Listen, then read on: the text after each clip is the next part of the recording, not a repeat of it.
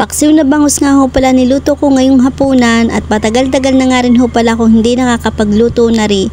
Kaya naman ho ay namiss ko. Bumili nga ho pala ako ng bangus, isang piraso nga ho pala yung binili ko. Pinalinis ko na nga rin ho pala rin sa aming binilhan ng bangus. Pinahati ko na nga rin ho pala yung sa 6. Tinanggal nga ho pala nila yung hasang at apdo, kaso nga lang ho yung bituka ay hindi pa.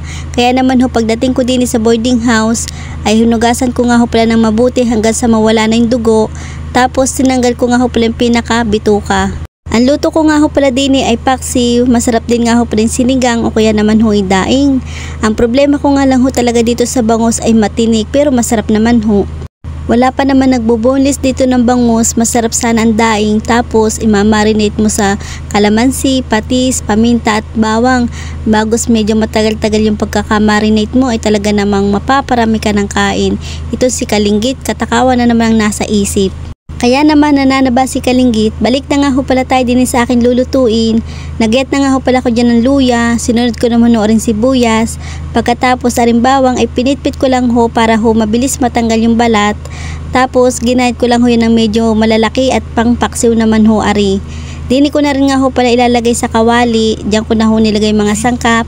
Tapos sa ibabaw nga ho pala niyan, diyan ko ho ilalagay yung bangus.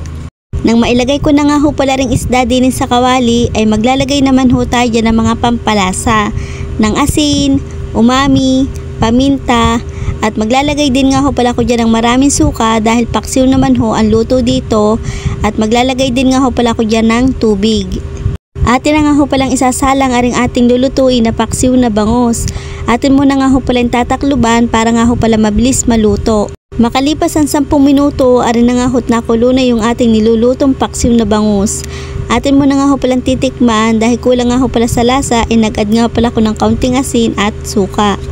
Makalipas ang ilang minuto, arin na nga hot luto na yung ating paksiw na bangus. Tara mga Kalinggit, kain ho tayo dini. Abay ano pa hong iniintay nyo dyan? Kumuha na ho kayo dyan ng kanin na bahaw at sumbay na ho kayong kumain dini. Para naman ho habang ako'y kumakain ay hindi naman ho kayo dyan matakam. Hanggang dito muna ho mga Kalinggit, bukas ho uli. Bye-bye!